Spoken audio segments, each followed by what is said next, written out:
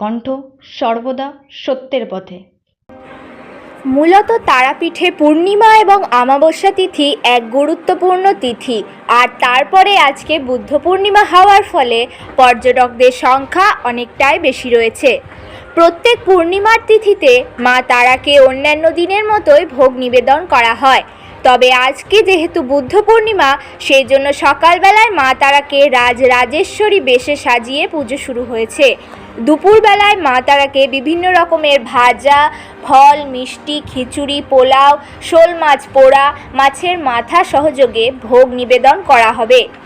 সন্ধ্যাবেলায় মা তারাকে শীতল ভোগ, এবং আজ যেহেতু পূর্ণিমা তিথি, সেই কারণে রাত্রে এক বিশেষ নিশি পূজার আয়োজন করা হয়েছে তারাপীঠ মন্দির কমিটির তরফ থেকে।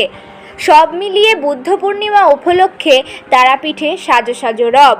বলছি, আজকে বুদ্ধ পূর্ণিমা, সেই জায়গায় আজকে তারাপীঠে কেমন ভিড় হয়েছে? দেখো, বুদ্ধ পূর্ণিমা, অমাবস্যা এবং পূর্ণিমা তো মায়ের একটা বিশেষ পুজো হয়।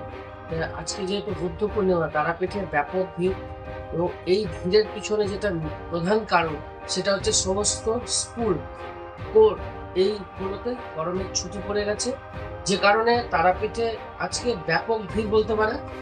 এবং পাশাপাশি ভক্তরাও খুশি, যেহেতু ওয়েদারটাও একটু চেঞ্জ হয়েছে, সেই কারণে ভক্তরাও কিন্তু খুশি। বেশ ঠান্ডা ঠান্ডা মেজাজে তারা মায়ের মাকে পুজো দিচ্ছেন, এবং ভালোভাবে ছুটিটাকেও তারা এনজয় করছে। আজকে কি মা তারার কোনো বিশেষ ভক্তি? হ্যাঁ, যেহেতু পূর্ণিমা রাত্রে তো নিশি পুজো হয়, প্রত্যেক অমাবস্যা পূর্ণিমায় নিশি পুজো হয়, সেটা তো রাত্রে হবে।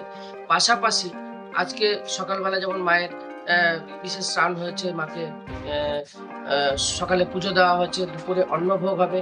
এই অন্নভোগে 5 রকমের ভাজা থাকবে, মাছ থাকবে, যেহেতু মায়ের মাছ ছাড়া ভোগ হয় না, কারণ থাকবে, ঠিক আছে। এইগুলো দিয়ে মায়ের কিন্তু মানে যেটা স্পেশাল ভোগ, সেটা কিন্তু প্রত্যেক পূর্ণিমাতেই হয়, যেহেতু আজকে বুদ্ধ।